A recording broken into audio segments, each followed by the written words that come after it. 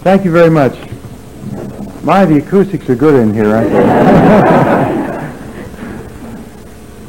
Thank you very much, Secretary Davis. I appreciate your words and even more your commitment. I remember very well that first interview, and we were looking ahead to a long journey, and we also had some promises to keep. I say we in the collective sense. They were my promises, but they were Art's and all of yours commitment to the environment. I think it's fair to say, without any fear of exaggeration or contradiction, that we have done our very best to keep those promises. And that's important because we had some ground to make up for on the 20th of January 1957. I'd like to review some of that today just briefly, and also to thank all of you for what you've done, because it goes without saying that whatever Pennsylvania has been able to achieve would never be possible without your effort and your commitment. The environment is a difficult challenge because it always brings you in constant conflict with competing values and interests. And you've got to make a choice. You've got to decide where your priorities are. Not rhetorically, or not in speeches or press releases, or not in private conversation, but on the record, in legislation, in administrative actions, oftentimes under conditions of great difficulty. So for all these reasons, I salute all of you here today, because you are the front line for the millions of people in this state who take very seriously their obligation to protect the earth and this planet. And we come together today to memorialize that commitment.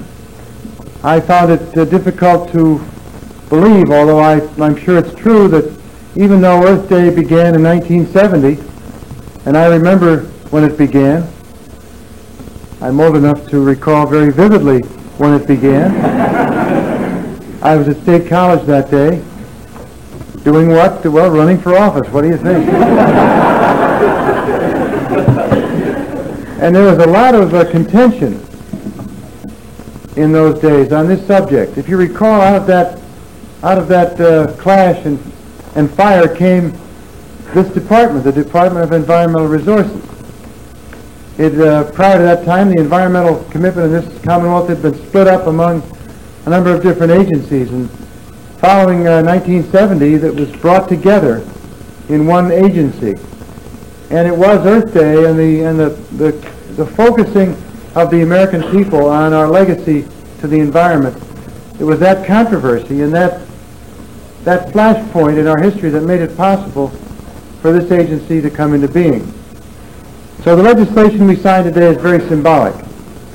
It is a benchmark, a signature line, if you will, for Pennsylvania. We're saying that this day is important. It's important, so important that we are passing special legislation. We're engaging all the machinery of government in the House and the Senate and the executive branch to say in a public way and to make a statement that the environment is important. It's a priority in Pennsylvania, and Earth Day symbolizes all of those values. So this coming together today symbolizes all of those concepts and principles in history. I think it's especially fitting that when we sign this legislation today and look to the future, we want to reflect first of all on some basic things. First of all, we're talking about a constitutional right. Not a matter of grace or not a matter of sufferance, but a constitutional right. Because our Constitution, as you know, says that the people have a right to clean air, clean land, and clean water. Some important words in there. First of all, the people. The right resides in them. It doesn't reside in industry or economic interests or any place else. It resides in the people. And the Constitution is clear on that. Secondly, it's a right. It's not something you have to go hand in hand asking for. It's a fundamental right, a constitutional right. and that's important. Clean air, clean land, clean water.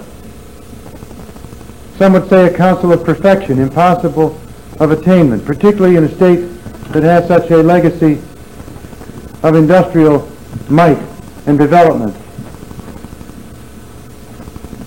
In the Second World War, you know, this state outproduced the whole world. Some very strong people in this state. Very proud tradition here of economic progress and growth. We fueled the sweep across the plains to the west in this country and made it possible for the United States to be the United States of America, and a very strong manufacturing nation right here in Pennsylvania. We paid a price for that. There was a legacy, a residue left behind from that era. And it's our responsibility now to play a little catch-up and do the things that perhaps should have been done a long time ago, but do them faster and better and with more commitment than ever before. And that's what you've been doing. And that's what you will continue to do, I feel quite confident. So we come together today to review briefly where we've been and what we've done, and to look to the future with renewed dedication. You know about recycling. Well, we lead the nation in recycling. We really pointed the way to the rest of the country where recycling is concerned. It was a viable program here long before it became fashionable in many parts of this country. We've protected our health and our safety and our environment by enacting some of the nation's most stringent requirements for landfills, hazardous waste treatment and disposal, and low-level radioactive waste. All very difficult things to do, but we did them. I think we've taught the federal government a lesson or two through aggressive efforts to protect wetlands. We reminded some people last year about the importance of wetlands in the ecological balance and the function they perform in restoring and maintaining the balance between man and nature. We have the PennVest program. Over $1 billion, just imagine, in just a couple of years. $1 billion. They want to talk about infrastructure, environmental infrastructure? They should come to Pennsylvania. It took the PETA program since 1956 to loan $1 billion, and PennVest did it just since 1988. A lot of people are going to have cleaner water because of that effort. And once again, I think we're in the vanguard. I know we're in the vanguard of all the nations in this country. We lead the country in reclaiming abandoned mine sites and cleaning up hazardous waste sites. And we've earned national recognition for our response to environmental emergencies, like the Ashland oil spill. If you want to find out, if anybody ever asks you how we enforce the environmental laws in this state, tell them to give Ashland Oil Company a ring on the telephone and ask them. Tell them to call the Tennessee Gas Transmission Company that dump PCBs across this state. We take that obligation very seriously. And we've served notice on people, if you come to Pennsylvania and you violate the environmental laws, we're going to throw the book at you. We're not going to play games. We're not going to fool around. You'll pay a heavy price. Because we have a lot of work to do. And we have to get on with it. And we have to set an example. We have to establish some fault lines,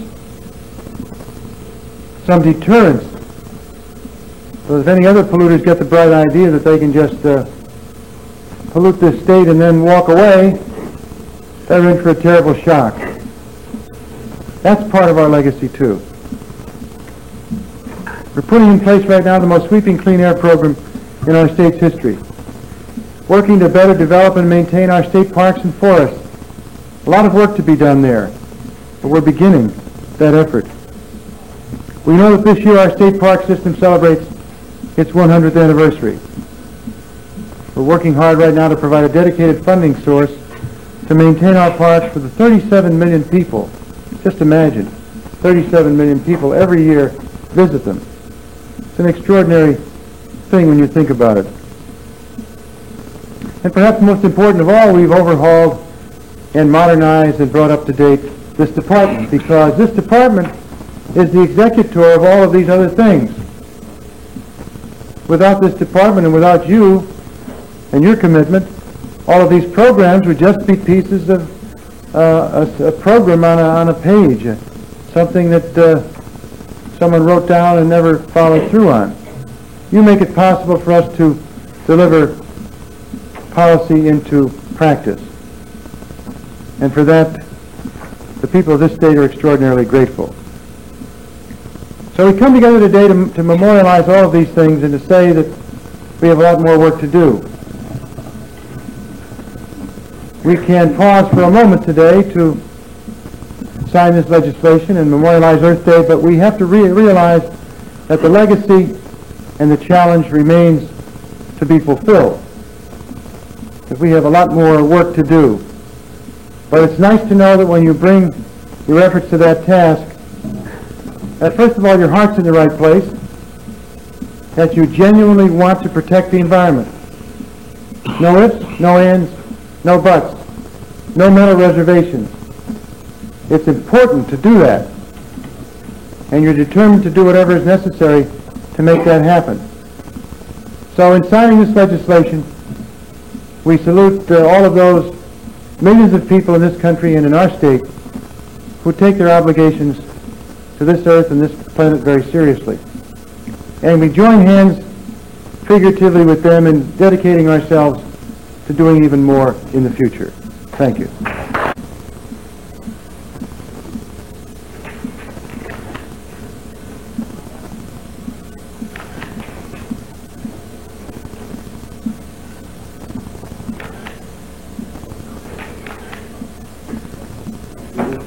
I want to thank you.